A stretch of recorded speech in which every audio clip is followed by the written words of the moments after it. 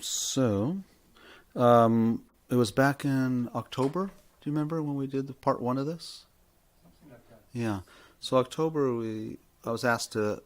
Let's back up even more. So I think it's 2 years now. I've been doing these series once a month because it was right after the election I see. for particular reasons, I guess.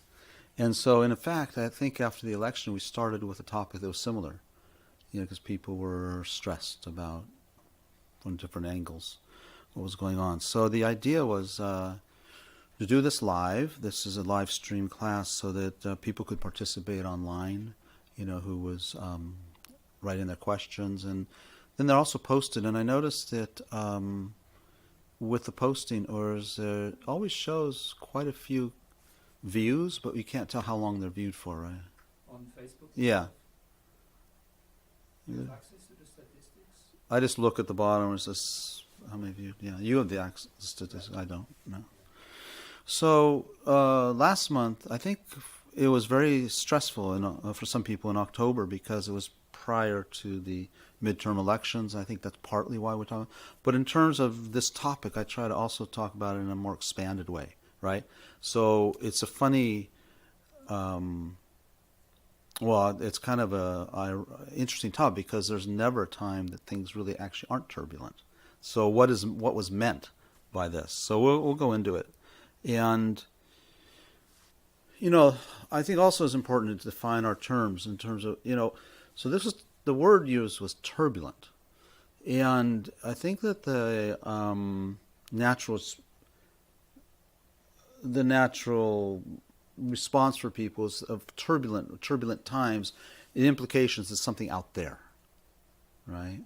Turbulent times is something out there, like in terms of the political situation, or for example, if there's an earthquake, that's a turbulent time, or there's the fires, those are turbulent times. So I think all of that was sort of embedded in this discussion or this title. When we look at Buddhist psychology, though, we're really looking at philosophy. We're looking at that there's never that turbulent times is understood in a different way. So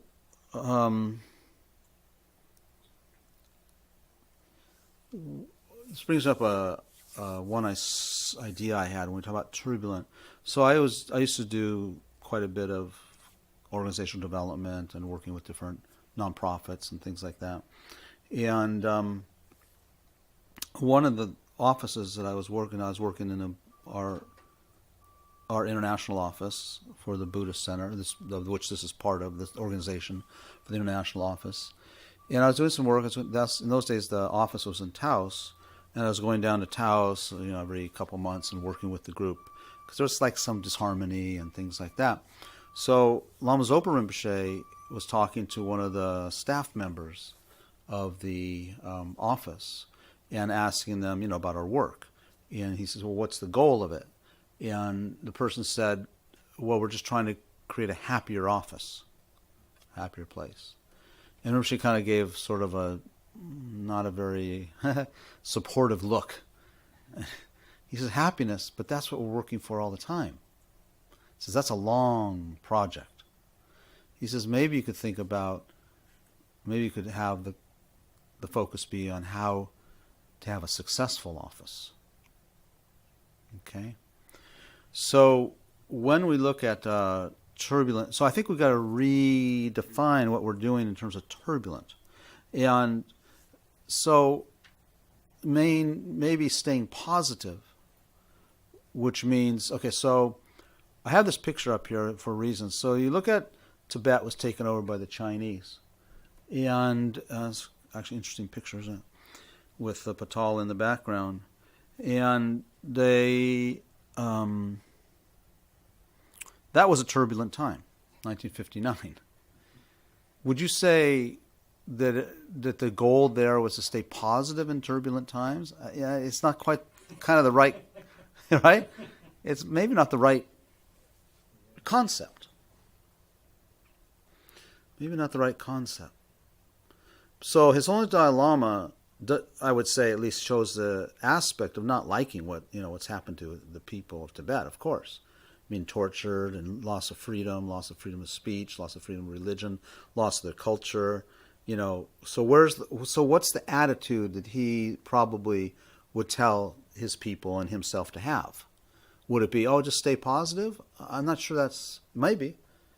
But then it'd be positive about what? You're not positive about the torture. You're not positive about, corruption in our government right now. Okay? Those are not things you're positive about. You're not positive about the fires, people losing their homes and people dying. So what is it that we're looking for, right? It is sort of looking at the opposite of feeling hopeless and feeling depressed, right? But is the opposite of that to feel positive? I think there is an attitude for His Holiness Dalai Lama. He doesn't feel depressed about the situation in Tibet, that's for sure. Does he feel positive about the situation in Tibet? Maybe, but not about what's happened to the people. Positive meaning in the sense that its future will be, he's optimistic about its future. But so that's, I think, one of the things. So then we can look at, I was thinking about, well, what is it that we are trying to do?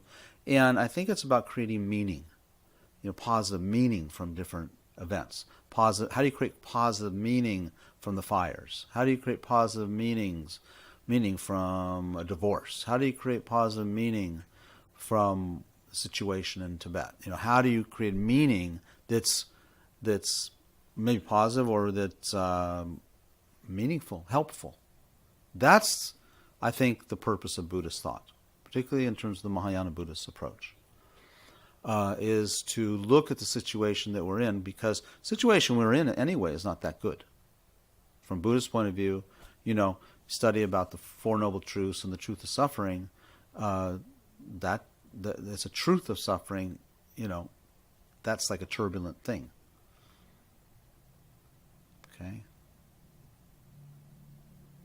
So are you supposed to feel positive about the truth of suffering? It's like, you don't feel positive about the truth of suffering. You feel almost sad about it, right? So, but what about meaningful? That's, I think, what we're looking for, right? How is it meaningful that life and sentient beings are in the nature of suffering? How is that understanding meaningful? That's what we're looking for. Okay, right? Agree? It's interesting, isn't it? Staying, because I think also now it's possible that in the fires and someone losing their home or losing their family, it's possible to stay positive. That they feel positive. It's kind of unusual. I don't think that's very typical. That the great Tibetan saint, I guess you say, is our teacher, Marpa. Marpa's, who was the founder of the Kagyu sect of Tibetan Buddhism. Fully enlightened being, I think. So his son, who as a young man fell off his horse and hit his head and died. And so then Marpa broke down and was crying. And his students or disciples were confused, right? So he said, but you taught us everything's just illusory. Why are you crying? And he looked at them and he said, yes, but this is a super illusion. Not exactly. Meaning, there's the conventional reality. This was his son, And so did he feel positive? No. It said later, I read some descriptions that why he cried was because that his son, Dharmadoge, was going to be the lineage holder of the Kagyu. He's going to pass everything down to Dharmadoge, and so he's crying for all the living beings now who are not going to be able to receive the lineage through Dharmadoge. But, he was also father. So it's hard to interpret, but he didn't feel positive about dying. But, Lama Yeshe once told me, my teacher, Lama Yeshe, said, when his root guru, Trijang Rinpoche, passed away, he cried 13 times. I don't know what I should have asked him. What'd you cry about? I didn't. I wasn't quick enough. You know. Yeah. So that kind of positive, I think, is not what we're talking about. It's about how do we create meaning, a different kind of meaning, a positive meaning around turbulent events. That's I think where we're headed. So why do these things happen?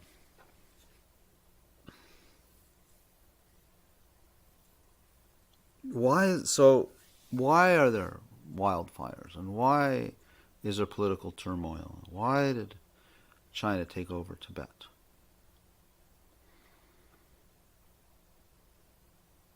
Anybody know? Is there anyone online? There are a few people. So anyone online? Why was this happening? Why did these turbulent things happen? Because the elements change, or because of the drought? Because the Chinese needed the minerals of Tibet? You know?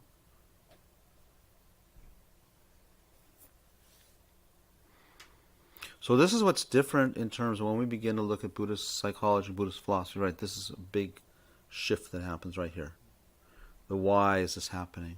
So for just regular descriptions, why something's happening is always blamed on something out there. Okay? Why bad things happen to good people, or why these catastrophes happen. It's like, they overbuilt in the forest or in the hills, and that's why these houses burned down, right? Mm-hmm. So a friend of mine is up visiting a couple old friends. Their house is in Malibu, on the valley side of Malibu, and they had 14 houses in their general area. It's kind of in a rural area up in the hills. 14 houses, 8 of them burned down. Theirs didn't burn down. Across the street, the 2 houses, the next door burned down. Why? So people say, because they must have had, a good sprinkler system. Well, the fact is that the fire department turned off the water because they needed to divert the water. They made a choice between 2 areas, and their area wasn't chosen. So they had to divert the water to this other area to save that area. So that why it happened is, but why didn't their house burn? Well, because they cut the trees away from their house. Yeah, but that guy did too. And his house burned down. So this is where we have a bit of an issue. So I think that we can begin to think positively or create positive meaning when we have a clearer understanding of why these things, first of all, happen. Second of all, it is interpretation, but we'll get to that in a few minutes. So why do things happen? It's because why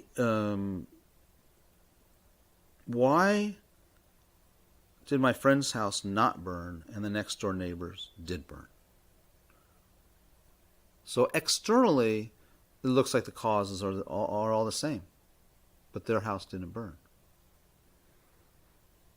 Okay, I saw a photograph of my brother and sister-in-law live in Nepal, and there's a picture of him with this. I think she's a nun. Survived the helicopter crash. Everyone else died. 8 people, I think. She lived. Why? Doesn't make sense. What's the cause of her living and the cause of them dying?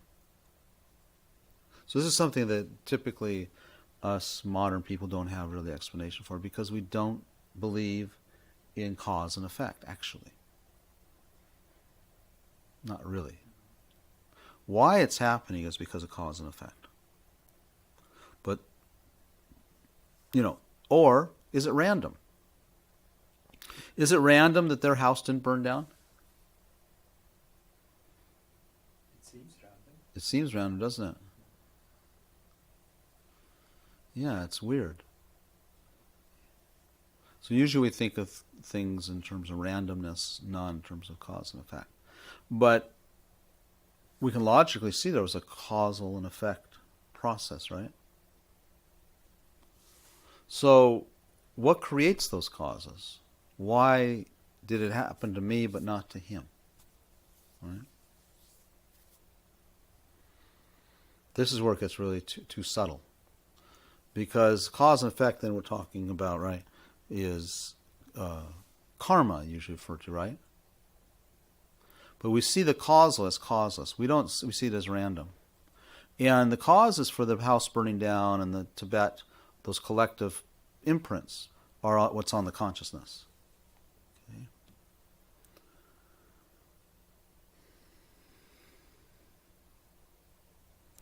And those imprints are never lost.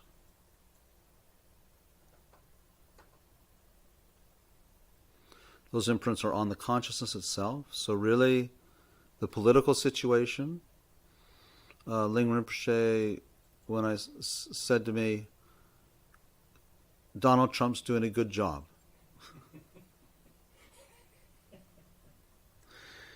I thought he was teasing me or something.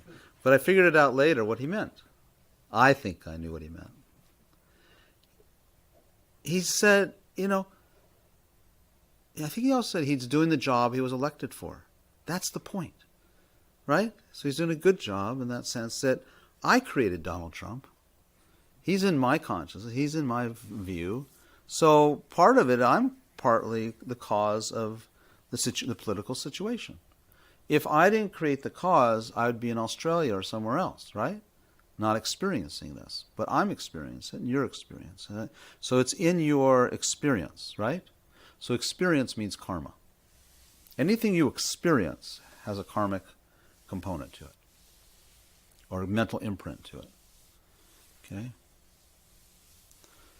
And why? So it's not so much random as these imprints are expandable. Positive imprints lead to positive results. Negative imprints lead to unhealthy results. So you talk about mental health, it's the same thing. Mental health, the cause of bipolar disorder is not a chemical imbalance in your system. Chemical imbalance or in your system is a result. It's a condition that accompanies bipolar disorder, but it's not the cause. Why do you have it is the cause. When you answer why, that's the cause. So you created a mental imprint, or whether it's depression or anxiety, uncontrolled anxiety, uncontrolled depression, those are imprints that are ripening, right? They ripen in the consciousness, and then that's a turbulent time. So it's hard to imagine that these external events are also due to mental imprints. But if that's hard to think about, and it is hard, the way to think about it is go to the point of view of experience. If it's in your experience, and then you can analyze, really experience is a mental event, isn't it? So if you just think experience, like I experience the smoke, I experience the red of the fire, I experience the house burning down. Why is that in my experience, but not in my next door neighbor's experience? They don't have that experience because there's no mental imprints ripening. Maybe they don't have them, or maybe they just didn't ripen right then. Certainly didn't have them then. So when we talk about turbulence, we're talking about the political situation. Why are they ripening? Like, why are these imprints ripening for us? And then some people, they're not ripening at all. Maybe someone decided to go work in Australia for 4 years. They don't experience it really. Not the same way anyway. Why not? So when we start shifting this to an inner point of view, then the inner point of view is experience. So then you can begin to analyze, well, why am I experiencing this? So one close teacher, Yangtze Rinpoche. Yangtze Rinpoche was driving in Portland. He lives in Portland. He's driving in Portland, and his assistant was with him. And I think they got hit by a bus. I think it was a bus. And so you see, the experience. So there's a quality. There's not just the sensorial experience. There's also the mental experience that goes with every sensorial experience, right? So I asked his assistant, who got, was really not, I can't say traumatized, but, really affected by this. It was a bad accident. And I don't think that anyone was hurt. But anyway, I asked her, well, what was Rinpoche like during the accident time? And she said she looked at it, of course, all it's happening in slow motion. She looked at him, and his demeanor didn't change from a minute before the accident to a minute after the accident. His demeanor was always the same. Okay? So we could say that he didn't have a turbulent experience, right? He did have something where he created these imprints to have that experience of a car being hit by a bus. But he didn't have the karmic imprint or the mental imprints to have a traumatizing or emotional or anxiety-provoking, fearful experience. It's interesting, isn't it? Same data, right? Two people, same data. Bus hits car. Okay? Okay. Now, at the same time, I wasn't in that car, so I didn't have those imprints at all. Not only did I not have the imprints to have the accident, not only did I not have the imprints to get anxiety or fearful or traumatized by an accident, I also didn't have the imprints for the accident at all. Nor did I have the imprints at that time for my house to burn down in Malibu or in the campfire. Okay? So if one creates the cause, one experiences the result. Vice versa. No cause, no result. So if we start thinking about if the intent behind this talk about turbulent times was the political situation, if there's no cause, there's no result. But if you're experiencing it, then that's a result, right? To have an experience is a result. So there must be a cause, right? Okay. No questions yet? No comments? Okay. Jake? The only Because we're recording, yeah. oh boy. Okay, I'm on the microphone now. All right. Pretend I'm in you're the hot seat. Yeah. I would say that one thing for me, a little closer. Yeah. Okay. One thing for me is sometimes if we're talking about negativity in one's life and seeing the cause for that negativity to come in your life, I think that sometimes it's easy to interpret that as, I did something wrong, right? Right. I made the cause for this Yeah. negativity, right? Mm-hmm. And one thing that I've been thinking about lately in my meditation is realizing that sometimes the bad things that happen in my life actually have no reflection on me whatsoever. Mm-hmm. And it wasn't anything that I could have Right. done or changed. Actually, in some cases, it's somebody else's hurt. Mm-hmm. And being able to see that, okay, well, actually, this person is actually hurting, and that's why they're lashing out on me. Right.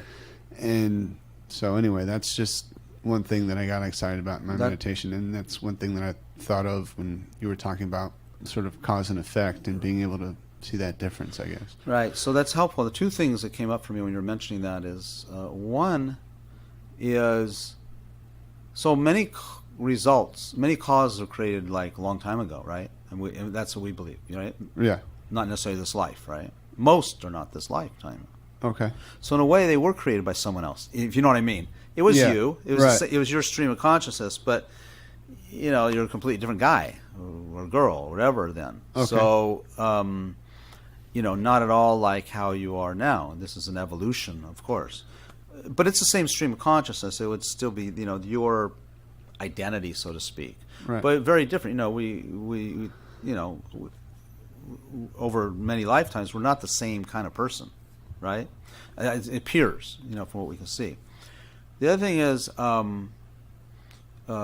if you create the cause, you experience the result. But on the other hand, you're transforming it. So normally, let's say someone insults you, and right now you don't get so charged about it. Uh-huh. So that you're changing the karma, right? So if you got charged and pissed off and reacted, then that creates the imprint to be insulted and picked on or whatever. Sure. Again. Right. So even then, you're distancing yourself more and more from the negative imprints because you're not creating them. When it's happening and someone insults you, that happens. Sure. Your reaction is also different though. Is more in your hands. Okay. That makes sense. Yeah, that's I would say that's what spiritual practice is. Yeah. Spiritual practice is, or Buddhist practice, Dharma practice, whatever you want to call it, is about changing. A lot of it is about changing the imprints. So, like when the person insults you, we know already. Like when we're around someone who says something like what you just said. Oh, they're just having a bad day, or they're misunderstanding the situation, or this is also something. I must have hurt them in the past. Mm-hmm. People pick up on that, don't they? People have a different experience with you than if you were just going to do the usual thing. Yeah, absolutely. I think that I don't know. I don't know if you're off topic for whatever you're trying to stay focused on, but It's okay. I've noticed depending on how I react to a certain situation, whether it's a negative person or a negative situation that's happened in my life, sometimes, of course, in the moment for me, it can be kind of hard to look at this in a positive light. So when you're trying to find the positive meaning in that, could you elaborate on Yes, that? How do you yes. find positive Yeah. meaning in something that might seem Be really painful or negative, or right. for lack of a better word? Definitely will. Yeah. Messed up. Right. We'll get there. Okay. Okay. Right. I mean, I always have too many slides that I can talk about, but I think we'll get there. I have to, Okay. right? It's my job tonight. Sure. Okay. So All right. hold that one.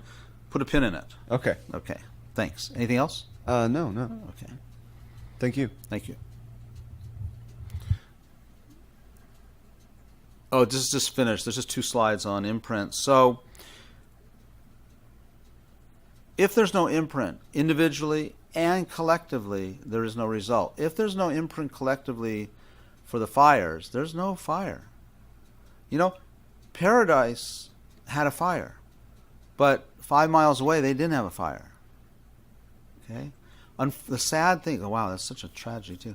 The sad thing is, wouldn't it be interesting to know what 27,000 people did collectively to have that fire? To have done something similar where the imprints are similar and connected so closely together. Right? Pretty interesting.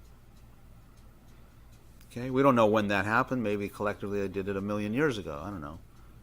I'm not even going to speculate. But I do feel confident that there was some cause. They did collectively. So most countries in the past 100 years have gone through great suffering, right? So why are we so surprised? All the countries go through natural disasters, political disasters, despots and dictators, war, exploitation. Can we think of even one country that hasn't gone through that in the last 100 years? I'm sure there's one, but it's pretty common.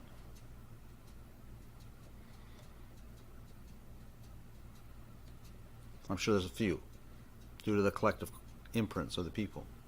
But, this is funny when we look, a lot of us are so shocked by what's happening politically in this era, this present era in the United States. There's all kinds of countries go through this all the time or have been going through it. You think about being in Germany and having your city walled off in Berlin. They felt worse than we feel right now. That must have been really weird to them. I think Hitler was a Democrat, right? Originally. He was popularly backed. I remember reading something like 80% of the people supported Hitler. I don't know how to what part of the war, but all along, that's why he could get in power. So, what's happening here is not unusual. It's not nothing like that, anyway. So I think the point I'm trying to make is we shouldn't really be surprised. And I think what's happened is we get surprised because we've been lucky. We've had it good. But having it good doesn't usually stay that way forever. It runs out. Okay, we say the merit runs out. The good karma runs out. Now, I don't know if it's run out for us, but at this present time, it's definitely a hiccup. Hopefully it's only a hiccup, and we continue to evolve in a positive way, or a more peaceful way, harmonious way. But we can't say. See, that's the things we can't say, can we? So the norm is turbulence. That's my point, isn't it? We don't think so, but the norm is turbulence. Just in the United States has been so pretty much, what do you say? I don't know, it's peaceful, but pretty settled for the last, since World War II anyway. That's not that long. It's got to run out. I mean, I think it runs out eventually. Okay? So, like Jake, we're talking about, what do we have control over? The big problem, turbulence, problems, really the problem is control. So do we have control over hurricanes? No. Do we have control over fires? People sometimes think we do, right? But look what happened. Those fires didn't go, they went through city, right? It's unbelievable what happened the year before up in Napa. Huh? It was fast, and it wasn't a forest. I mean, around it was forest, but it went through the city. So we don't have control over fires. That's, I mean, we should try, of course, try. Doesn't mean we just sit there and rely on our karma. It doesn't mean like that.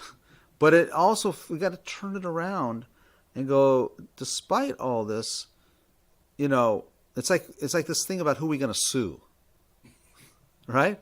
They're looking at who they're going to sue for the campfire, you know. I don't want to, I guess I shouldn't say, because maybe they have, I mean, people are hurt and upset and suffering, of course. But just in the context of this talk we're having, in terms of control, the reason the house is burned, don't tell the people this because I'm getting really pissed off, it's due to their mental imprints.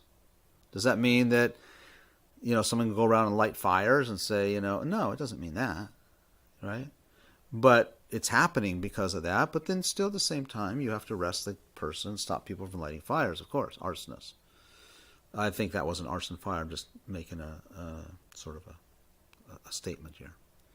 So look at these guys. I mean, why don't we have control?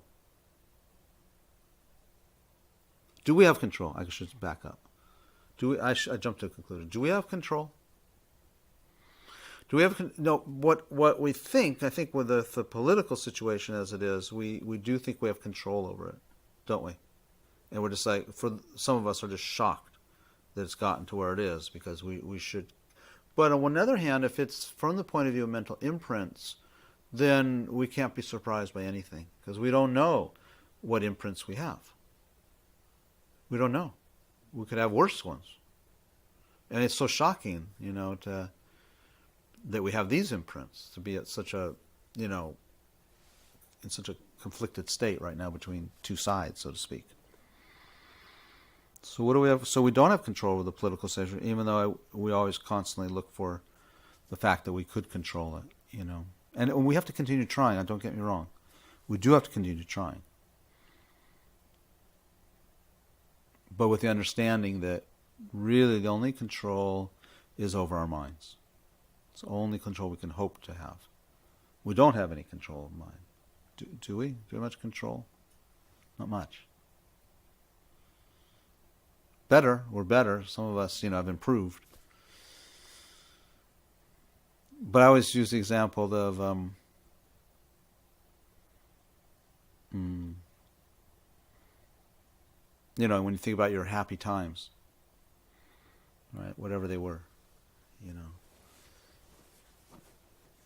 What was a happy time for you when you think back? Sometimes when you're young, you know, and you have your family and, you know, school holidays. School holidays. Stuff like that. So, okay. So why not always feel that way? That's a mental feeling, right? Yes, it's a mental feeling, but you have the freedom to do whatever you want, more or less. So why don't you always just feel that way if you have the freedom, right? Why do you get stressed? Do you ever get stressed? Not so much now, but I mean, if you work and you know have deadlines and projects going. Are you at your happiest state? No, I mean happiest that you've had in the past. Maybe. Yeah. Maybe. Oh, really? Well, Oh, you do pretty good. probably. When we're unhappy, why don't we just be happy? I mean, you can't just change your mind Why? like that. I mean, it doesn't seem to work. It doesn't seem to. Why? There's a big momentum in your mind. I mean, It's what? There's a big momentum. Momentum. I mean, So we don't have control, yeah. right? We don't have control. We can say like, yes, it might not be a good example, but you watch the news, like, I'm not going to get upset tonight. I don't care what happened today in today's news. And then we get upset. You know, it's like it doesn't work just because we say that. We have to actually work at it, right? So, because we have to work to have control. That's so funny. That's really funny. So the question is, do you have control of your mind and emotions? Right? Do you? Do we? People don't even know they don't. Do you know what I mean? So like you gave a good example when someone, like, I don't remember exactly, but like someone insults you, in the past, you didn't have as much control, right?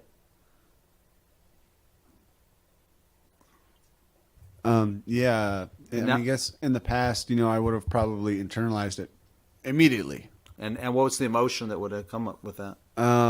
Sadness, or then thinking, oh yeah, that must be me, or something like Yeah. that. That must have been, they're probably right, or something like that, right? Right. And whereas now when I meditate, I think it's better, I'm better able to control and realize what is mine and what is not mine. Mm-hmm.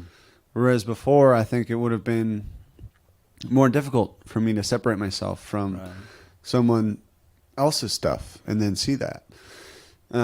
So in that way, if I'm able to recognize that it's not mine per se, then I am able to control my mind, and then my emotional reaction would then follow, because I already know, my thought process is already understanding that this is not mine. And so, by extension, can I say that then you're happier?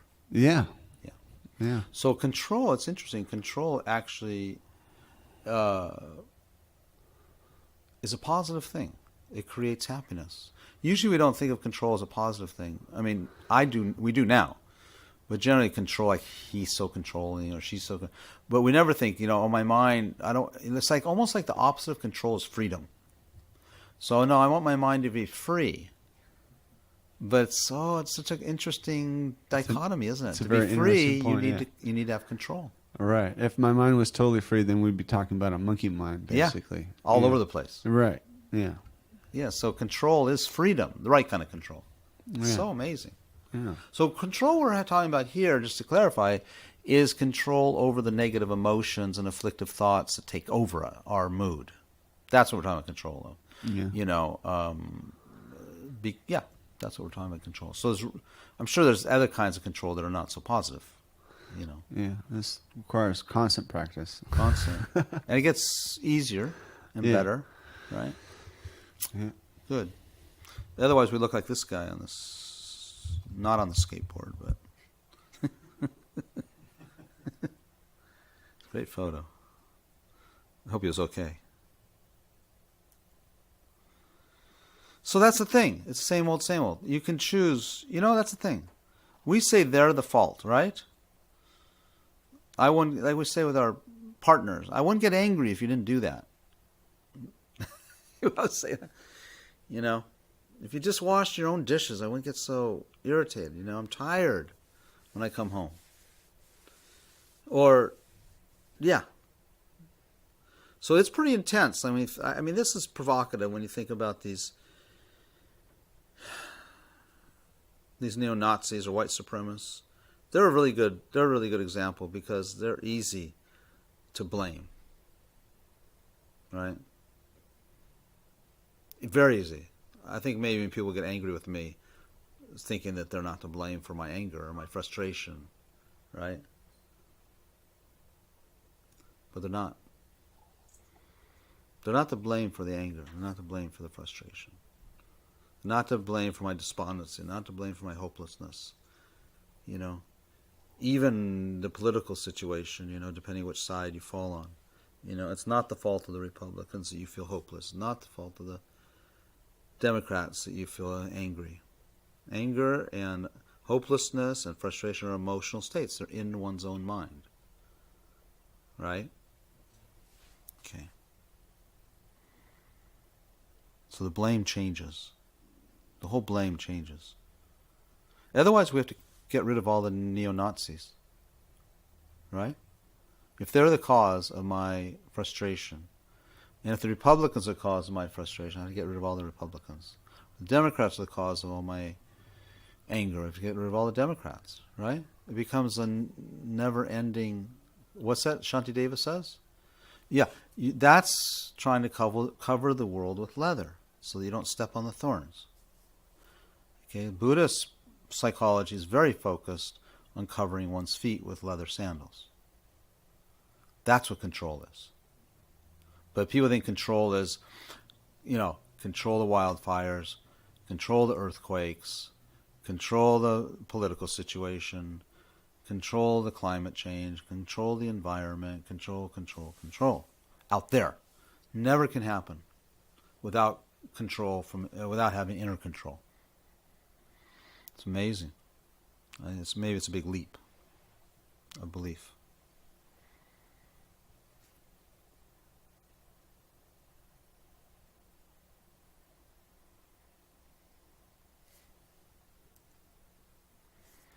So mind training is the true therapy. Okay? It's the only thing that leads to control, is training the mind.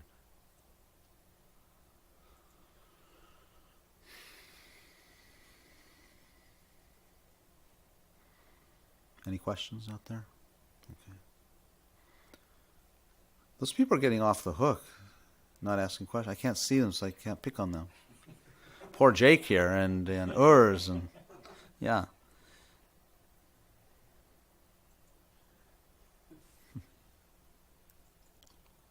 Okay. I'm going to go in a little slightly different angle, from a different angle here.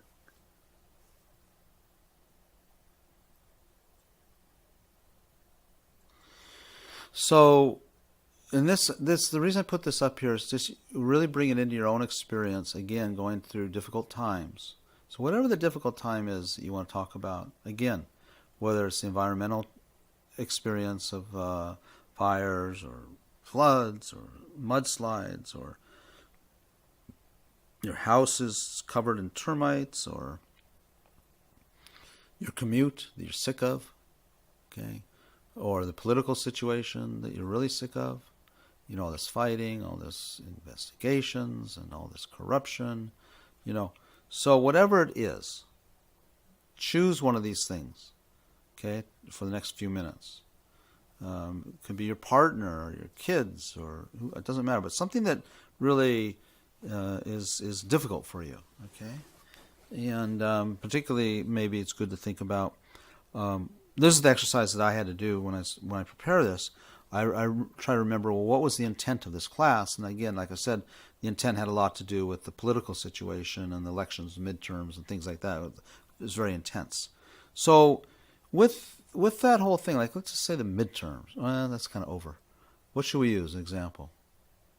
What's chaotic right now? What's turbulent? Anyone want to choose one? Or do you want to have your own?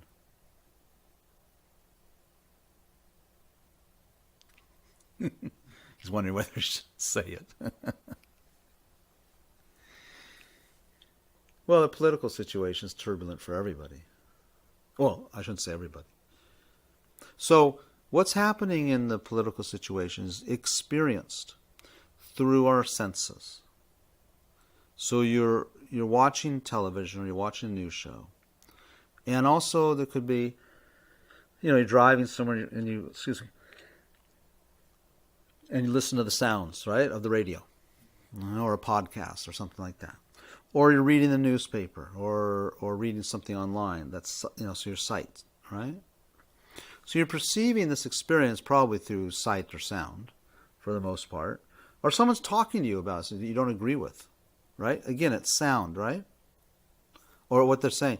Now the tastes and odors and tactile senses are there because we experience the world through our five senses. So when we experience the turbulent times that we're in right now, if we think of it in terms of the political situation, we're experiencing that through our five senses and the mental sense, which is like thoughts, feelings, and images.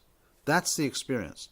So when I even talk about something out there, it's very hard to find out there. I always give this example, but I'm not sure everyone gets it. So when you're watching the television, okay, and you're seeing, I don't know, you're seeing Donald Trump talking. So really all we're really seeing are colors and shapes and pixels, right? It's just data. So then you go even further. So that, and then you'll have some thoughts about it and feelings, right? So when we perceive something, these three things are in activity all the time. Okay, you can't experience Donald Trump on the television without a consciousness or a mind, right? It has to be an experiencer. And you can't experience Donald Trump on the television if there's no object Donald Trump on the television, no television, right? So you can have a consciousness and you can have the television, but if there's no eye organ, you also don't have the experience, correct? Now, I'm not talking about people who are blind, they have it through the sound, but if it's muted, they don't have the experience they don't have this experience, okay? So all experience, it includes these three components. If one of them's missing, there's no experience. Now you think, well, what about dreams? Aren't I experiencing, right? But dreams, that sixth one, the mental sense. Okay? There's the mind is dreaming, and then there's a part of the mind that's perceiving the dreams. So there's an object, which is the mental image of the dreams. There's a subject, the consciousness, and the sense organ is another part of the mind. Okay? So still these three. The sense organ is non-external sense organ like these five. It's more like this internal mental experience, mental perception. Okay? So that's a perception. So right now, when you talk about the political situation and the turmoil, whatever, all that's going on up to this point is this. There's no turmoil, is there? It's just colors and shapes. Correct? I mean, of course, it doesn't stay there. There's something more happens. Okay? But just in the raw experience, there's just color, shape. In sound, there's just the sound waves. Okay? It's just atoms bouncing around. Some atoms we see with our eyes, some atoms we perceive with our ears, some atoms we perceive with our nose, some molecules and atoms we perceive with our taste buds, some with our tactile, and then we have a mental experience too. Okay? That's all they are. Moving molecules. So,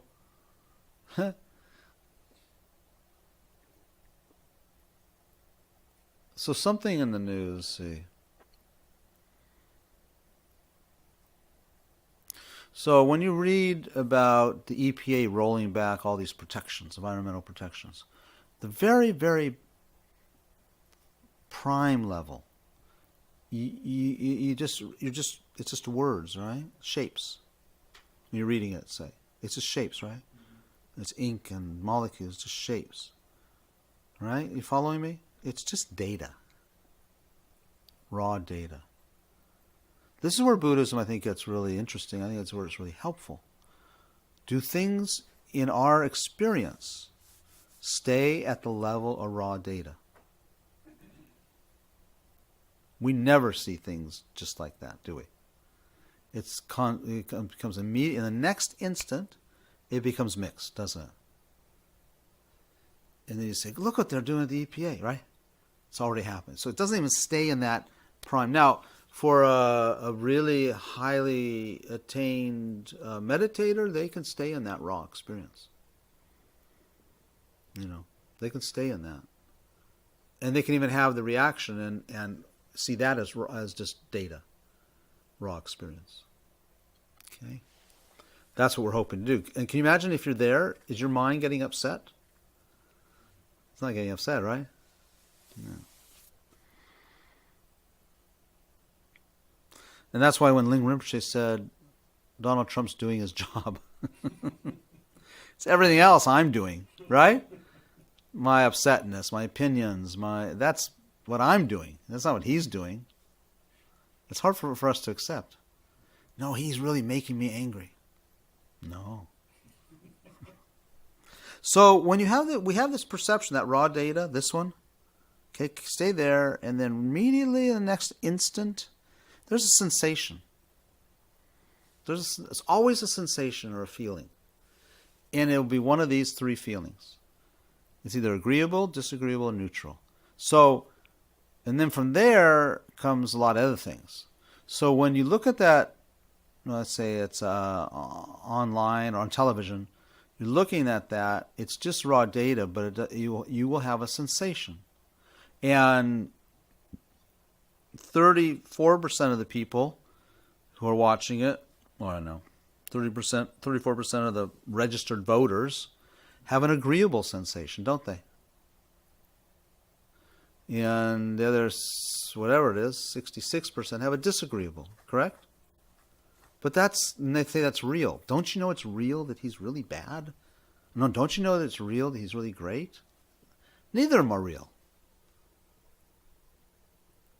We're accountable for that. That's on us.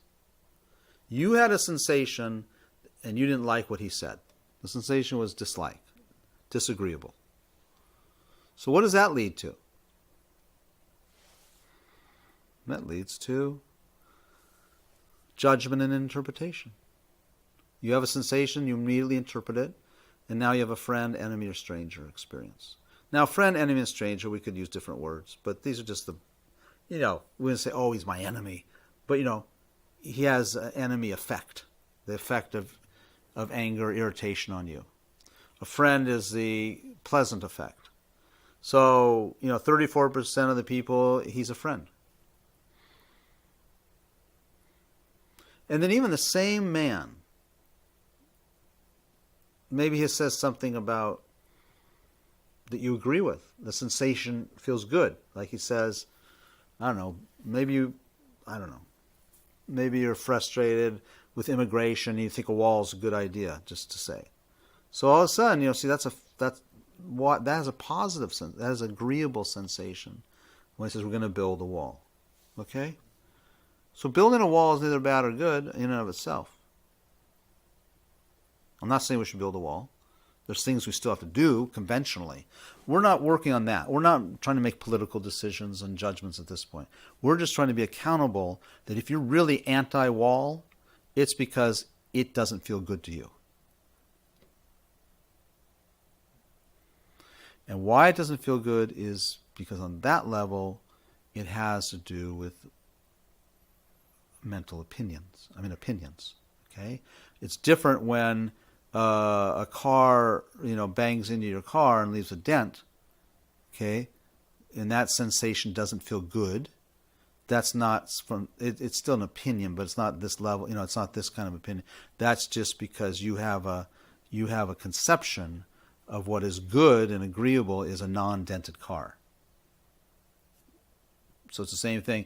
And I think this is where it gets really powerful with political discussions and these is people don't want to accept it's the same thing as a dented car. It is exactly the same. It's still based upon opinion. My opinion is that non-dented cars look better than dented cars, and my opinion is that if someone dents a car, they're a good person if they leave a note, because that sensation is agreeable to me, based on opinion and my values, whatever you want to say. It's all just based on our values and our opinions. That's it. There's no inherent thing there. There's no inherent good to leave a note or not good to leave a note. Right? And there's conventions. We're not talking about conventional, conventions. But we see conventions as truths. And we say, oh, everyone leaves a note. If they don't leave a note, then they're bad people. Everyone cares about the environment. Right? We say things like that. It's not true. Those are not truths. It could be that most people agree on it, but the way we agree is not true. Okay? The way we agree is we see it as an inherent truth. The environment is really important. Okay, it is important. But with that kind of thing that anti-environment feels bad to me, pro-environment feels good to me, it's all based on sensation. Not truth. It's based on sensation. What feels good and what doesn't feel good. And the feel good, not feel good, it goes all the way up to the level of opinions and values, conceptions.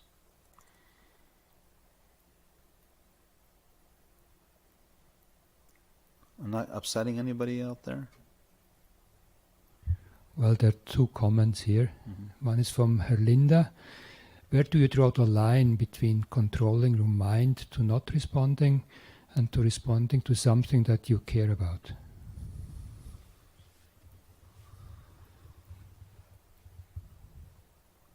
I think what we're talking about is when you respond to something you care about, we back up and we check up why we care about it. And we're accountable for why we care about it. Now, we still might respond. Of course, we're not jellyfish. We don't just non-respond, right? So, but we have to be accountable as to what those responses are based on. They're based on opinions. They're based upon mental values. Now, on a relative level, it's very hard to figure out, but there's bad and good, but it's relative. But bad and good now, so for environmentalists, bad and good are, good is what's good for environmentalism, and bad is what's not good. So the people who adhere to environmentalism are good people, and the people who adhere to non-environmental cause are bad people. That's what we're talking about. And it goes. And so then your response is you have to dislike the bad people or the non-environmentalists. It's all based on conception. Now, if your values change and you start defining good and bad differently, and this is a really hard topic, okay? But good and bad on a conventional level, what I've gotten to personally is I define good and bad as that which is helpful and that which is harmful. But the next thing the person says, well, the non-environmentalists are harmful. I'm not talking about that. So it's beneficial, harmful, and non-harmful. We have to have a big discussion about. Harmful is that which creates negative imprints, negative karma. Okay, that's a mental experience. So if you're a non-environmentalist or you're environmental, if you're an environmentalist, doesn't mean you're not harming. Because you could be doing a lot of anger. We know we have eco-terrorists. I don't support eco-terrorism. Okay, why? Because it's harmful to people's minds. It's harmful to people and creates negative karma and hurts people. Okay? It gets them angry, things like that. So that's where bad and good comes from. The first part of her question is, what was the first part? So where do you draw the line between controlling your mind to not respond or to respond to something that you care about? So I think I answered that. Yeah. So, but at a more basic level, we're trying not to respond from a negative emotion, like anger, irritation, strong desire, attachment, jealousy, envy, pride. So there's negative emotion. Now, how do you know when to respond? If it's a positive emotion. Empathy, compassion, non-harmfulness, equanimity, wisdom. There's helpful emotions and there's non-helpful emotions. So it's kind of like learning those. So we don't respond from negative emotions. Of course, it takes time. So we will respond from negative emotions. But it's about being mindful and slowly training the mind to be more mindful and maybe not responding when it's a negative emotion, like anger. That starts. Then moving into positive emotions from there. Definitely we want to respond. Mm-hmm. We want to be beneficial. We don't want to be jellyfish. So we more and more respond from a positive emotion.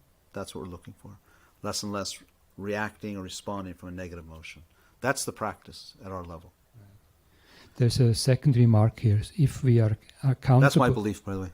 Okay. I should say it's my opinion. Okay. I can't say it's true or not. Yeah, sorry. So if we are accountable, then how can it just be pixels? That's the question. That's right. It's not just pixels. Yeah. Repeat it. If we're accountable, how can it just be pixels? Because it never stays at just pixels. There's always mental stuff that's accompanying it. But if we begin to deconstruct it, it deconstructs this way. In the prime, very first instant of perception, it's just pixels. But we never stay at that just first instant.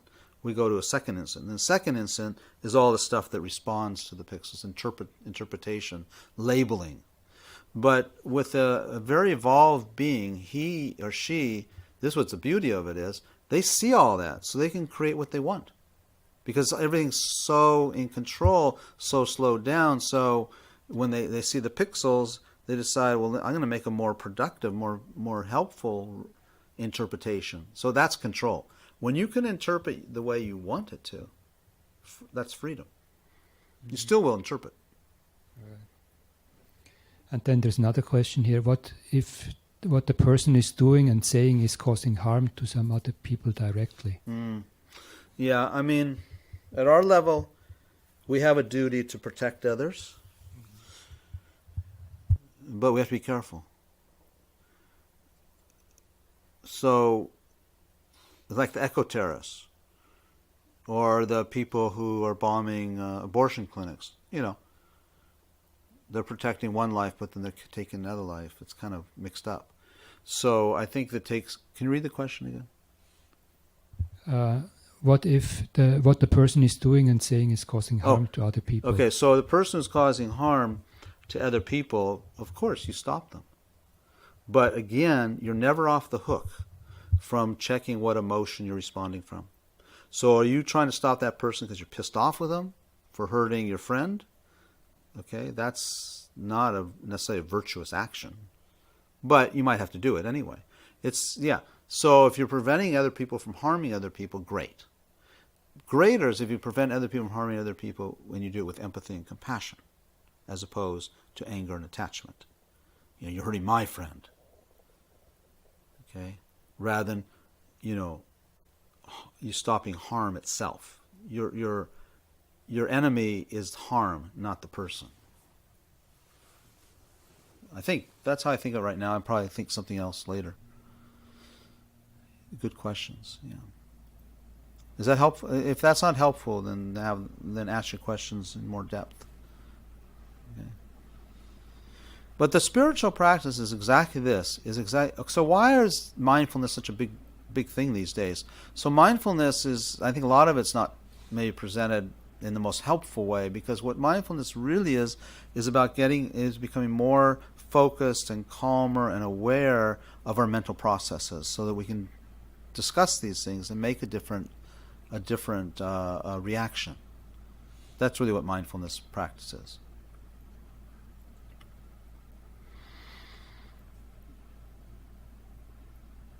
Or part of what mindfulness practice is. Is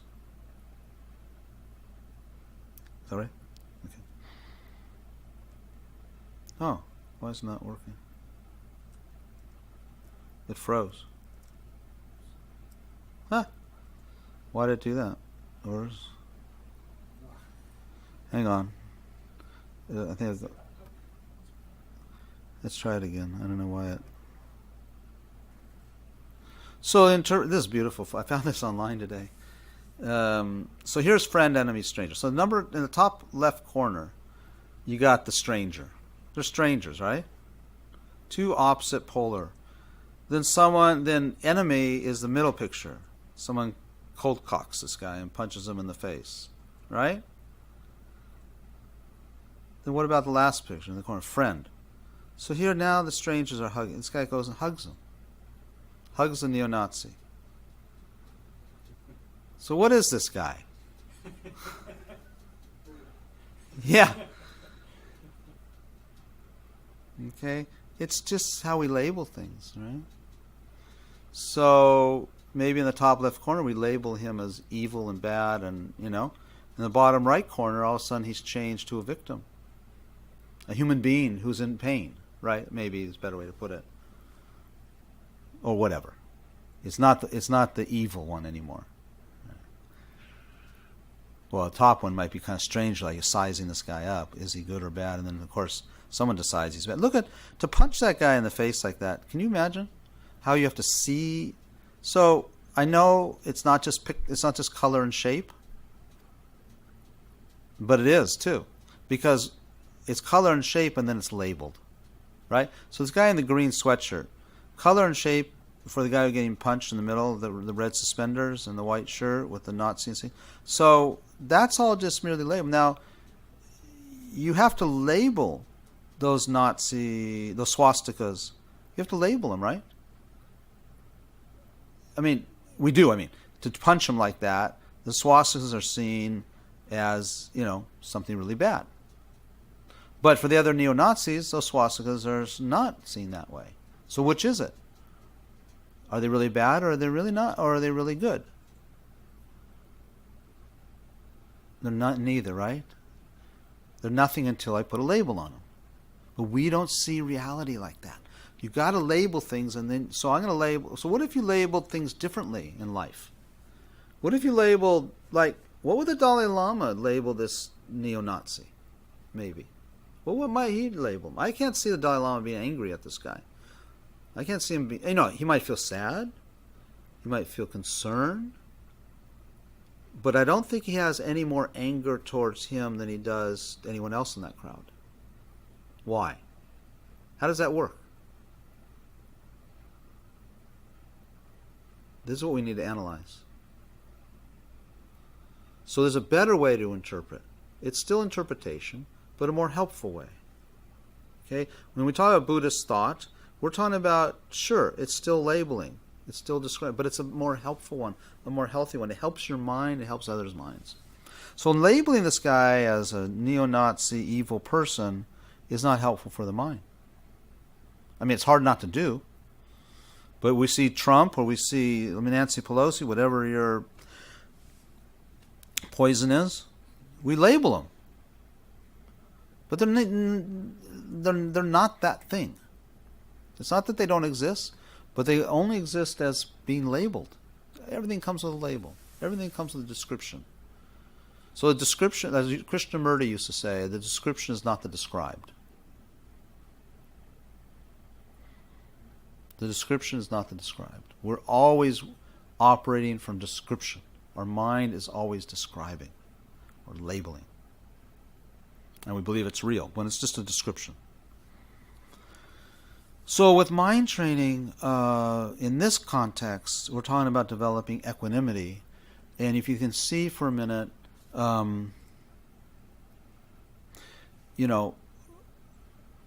this is what as we develop our practice, one of the first things we the first things we do is we develop equanimity, which means not being up and down anymore, or less up and down. So you can look at a neo-Nazi and not be so emotionally reactive, okay? Because you see that when you see the neo-Nazi and you get angry, you see it's just your emotion. It's just your description that's okay, and that description is not very helpful, is it? To be angry or hate a neo-Nazi is not all that helpful. No, we don't like neo-Nazism. We're not talking about that. We're talking about our relationship to that person, to that movement. Bombing abortion centers is not the answer to get rid of whatever they're trying to get rid of. They're trying to get rid of a perception that these fetuses are not humans. Kill another human to prove that they are human, I don't think it's ever going to work. I just think it's a flawed formula.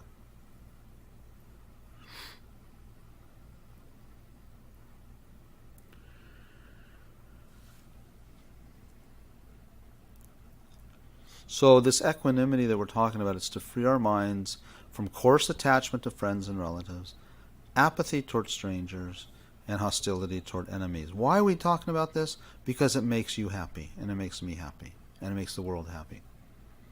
Equanimity, we're not talking about enlightenment even here. But equanimity is one of those 11 virtuous minds that we refer to. Equanimity is a virtuous mind.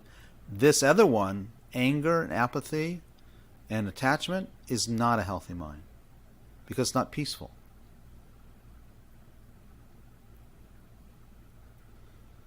Okay? It sounds sort of cold, But being exuberant about seeing an old friend from the mental health point of view is not a healthy mind. That emotional. The problem also with that is one tends to have then the opposite emotional reaction later when the person leaves or when they're not around or you have an argument. So we're talking. So equanimity is you're very warm with equanimity. Equanimity produces more warmth actually. But equanimity also allows you to be equanimous with people who are irritating, with people who are coarse and rude. Okay? Because with equanimity, what we're talking about, and by the way, it says down below, this is a prerequisite in order to generate compassion and love. And so many people say, yes, we want to have a more compassionate, loving world, and I want to be a more compassionate, loving person. The prerequisite for that is you have to develop equanimity first. Which means, we think love is, loving our family or our country. It's not love when it's biased like that, in relationship. Love comes from equanimity of being equal to everybody. Because of the emotions that arises are not healthy. They're based on opinions.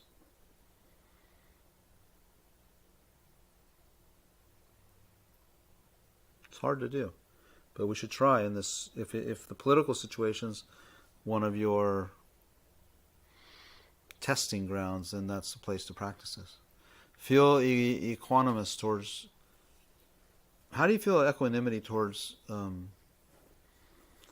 Donald Trump or what other side, Nancy Pelosi, or how do you feel equanimous towards them?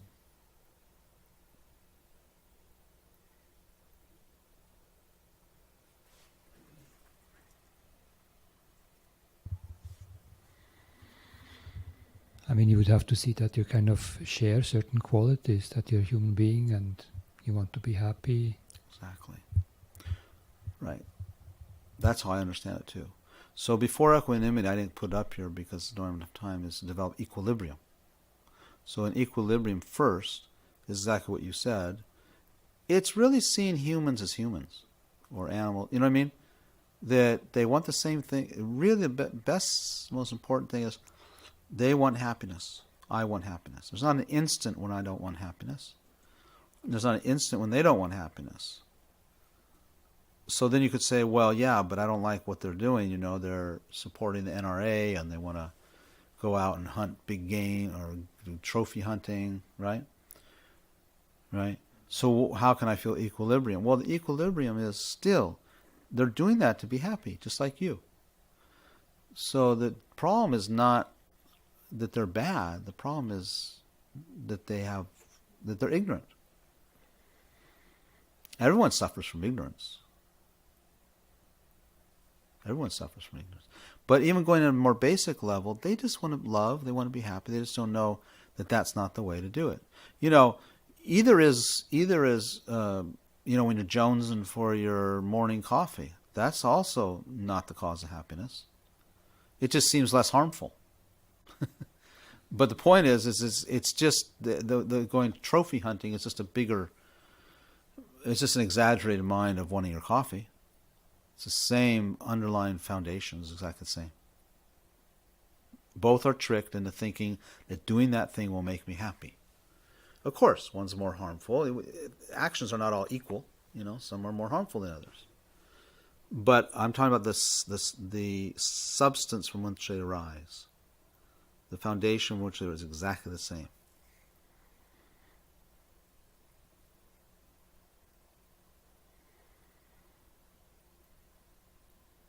And it's all based on description of what we think is good and bad. That's all it is. It doesn't mean they don't have different effects, of course. So, I'm just saying this to be provocative. So what's the big deal if we kill all the I don't know, if all the bears are killed on the planet? So what?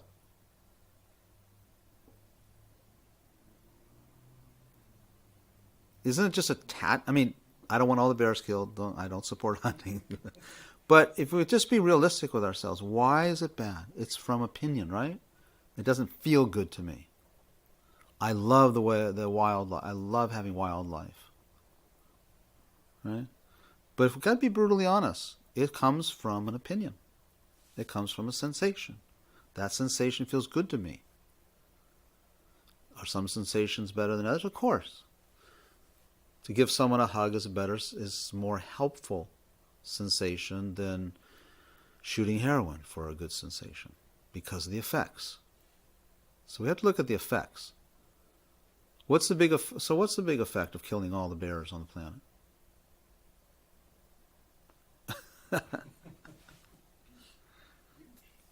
Okay.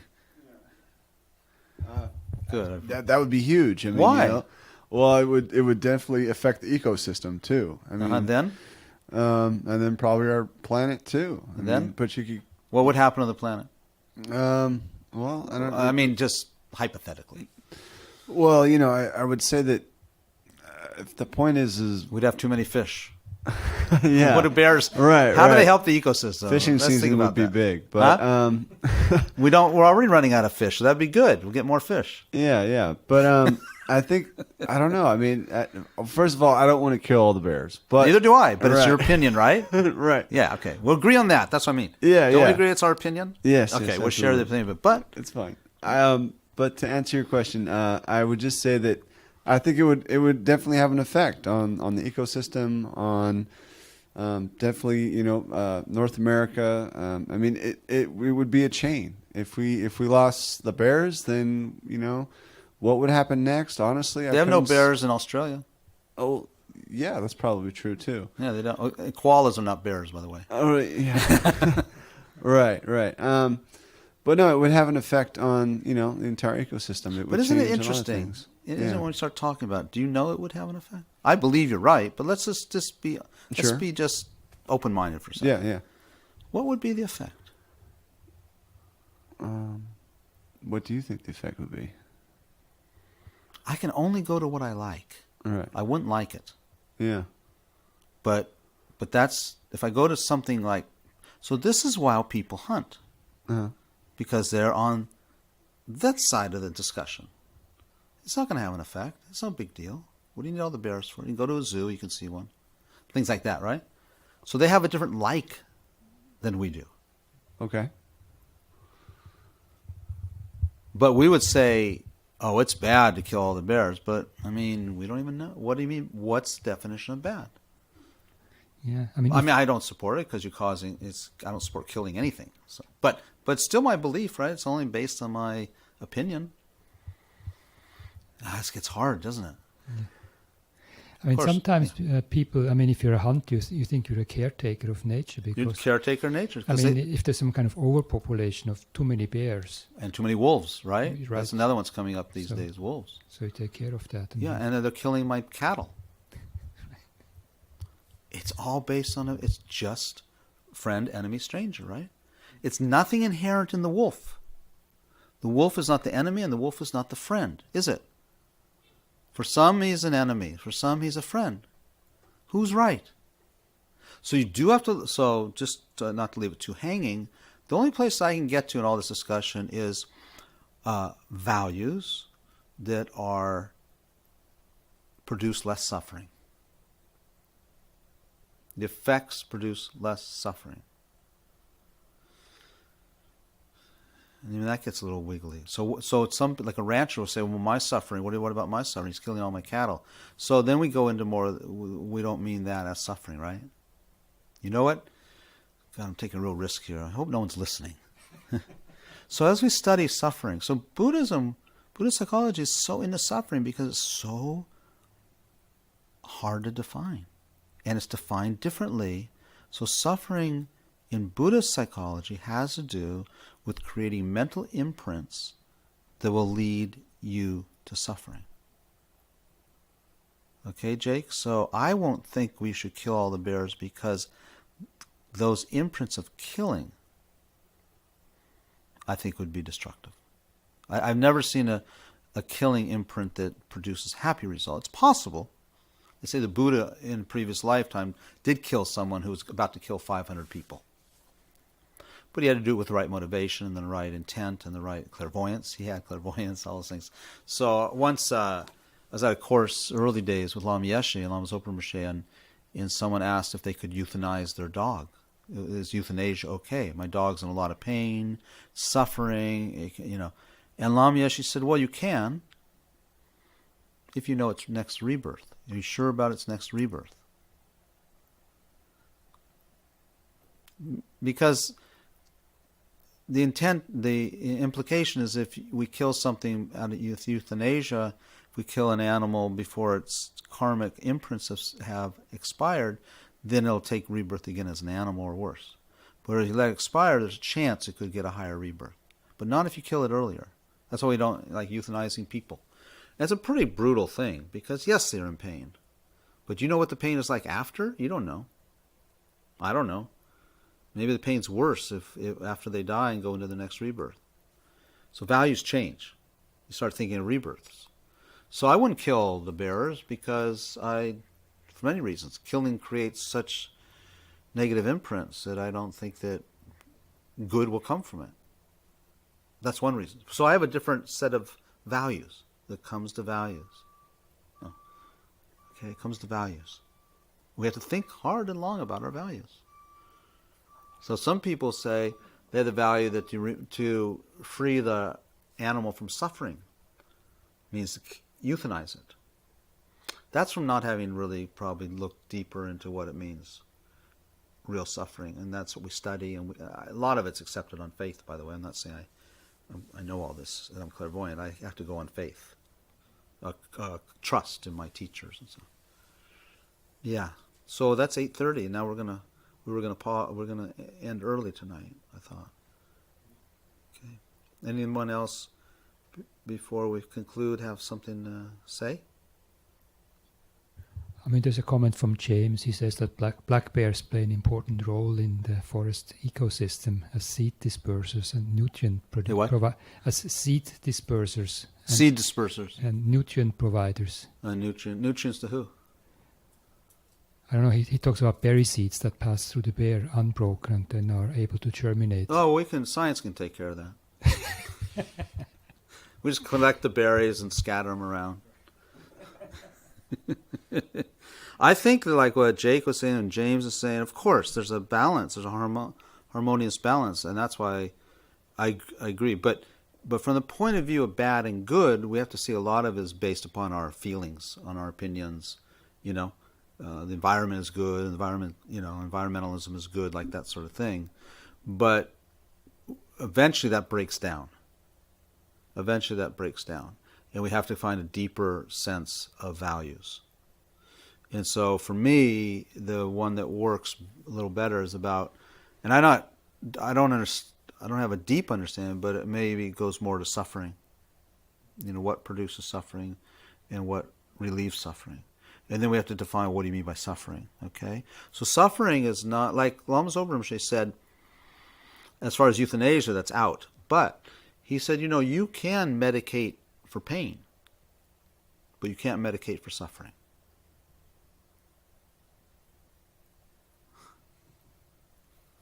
It's like with a dog. Medicate its pain, but not its suffering. Suffering means you euthanize it. Okay, that doesn't go. That you can't do that. You can't medicate suffering. Okay. Anything else? Is that good for now? I think it's good. Yeah. Thank you. Oh, there's so many more we could do. I was prepared too much. Margaret, do you have anything to add? No? Okay. So I think this is going to be our last of this kind of Ask the Buddhist Therapist series. 2 years, do you realize? Wow. So we're going to come up with a new thing. We're just hatching the idea.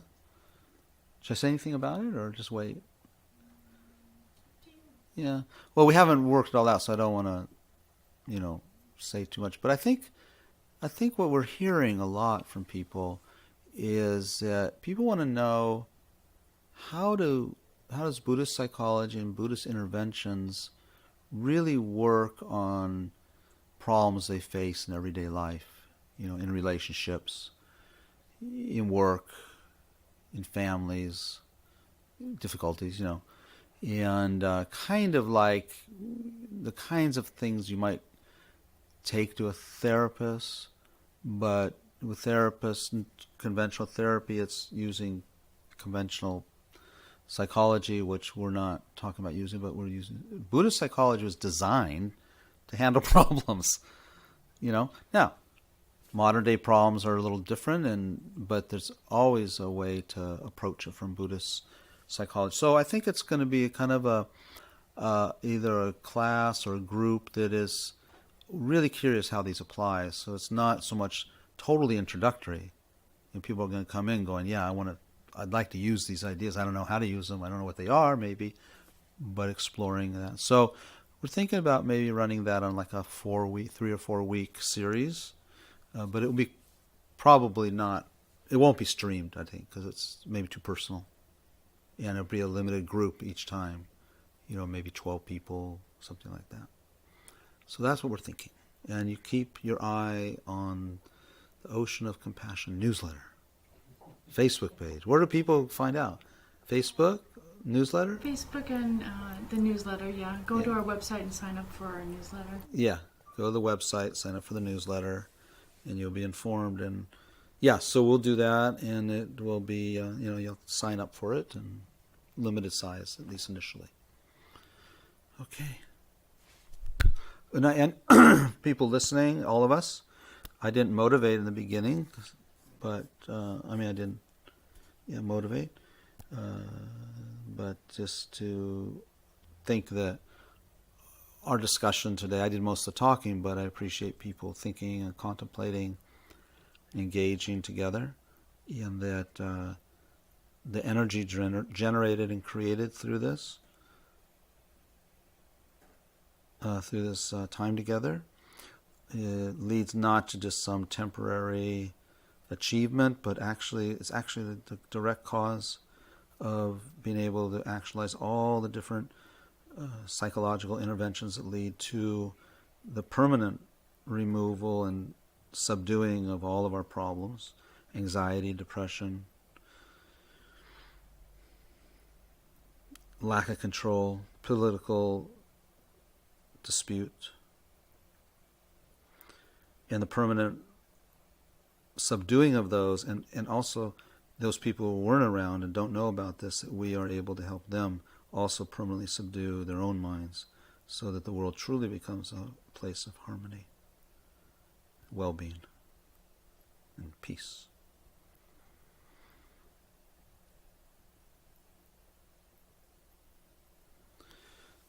Thank you so much.